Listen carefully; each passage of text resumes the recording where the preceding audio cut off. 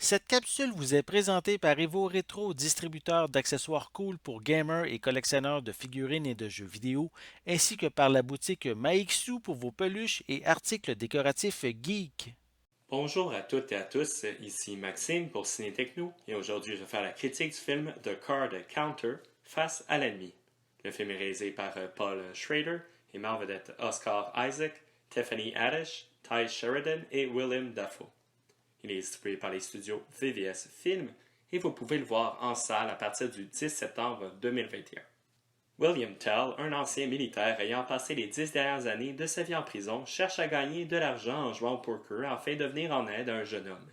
Celui-ci veut se venger d'un militaire que Tell a fréquenté et il souhaite obtenir le soutien du joueur de poker. Ce nouveau long-métrage du vétéran Paul Schrader a été présenté en première mondiale au Festival de Venise en 2021. Le réalisateur qui a souvent travaillé avec Martin Scorsese le retrouve de nouveau avec cette nouvelle sortie, Scorsese étant le producteur exécutif du film. The Card Counter est un très bon thriller, intense, mené par une excellente performance d'Oscar Isaac dans le rôle principal. Paul Schrader, particulièrement connu pour son écriture du scénario de Taxi Driver, propose un récit où les thèmes de la responsabilité morale et les traumatismes d'après-guerre sont centraux. D'ailleurs, le long-métrage laisse place à la réflexion et au questionnement.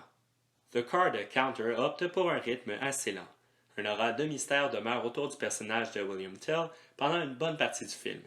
Cependant, le ton demeure lourd et la tension omniprésente malgré le lent dévoilement de l'intrigue. Même si le titre laisse croire le contraire, le poker n'est pas réellement central pour le récit. Il sert plutôt de porte d'entrée pour raconter cette histoire de vengeance et de rédemption. Oscar Isaac livre une performance magistrale. L'acteur opte pour un jeu généralement sobre, mais il n'a aucune difficulté à transmettre la colère intérieure et le mal de vivre de son personnage. Grâce à son jeu et les diverses routines du personnage, Oscar Isaac dresse le portrait d'un homme complexe et torturé. A l'inverse, les personnages de soutien interprétés par Tiffany Haddish et Ty Sheridan offrent de plus amples émotions. D'ailleurs, c'est à travers l'attachement de ces deux personnages pour William Tell que le public va également se sentir investi dans le protagoniste. William Dafoe se retrouve plutôt effacé, n'apparaissant qu'à quelques reprises, mais l'acteur arrive sans grande difficulté à proposer un personnage de major très convaincant. Paul Schrader se permet quelques libertés à la réalisation utilisant une lentille déformante pour filmer les scènes de retour dans le passé. Il fait également un bon usage de la caméra pour plonger le public dans l'expérience des personnages avec des prises de vue à la première personne au cœur de l'action ou des gros plans sur les visages accompagnés de moments de silence. L'atmosphère du long métrage s'exprime bien à travers les choix musicaux et la bande originale de Robert Levenbean qui va aisément alterner entre la musique mélancolique et la tension. The Card Counter est présenté en salle dans sa version originale anglaise.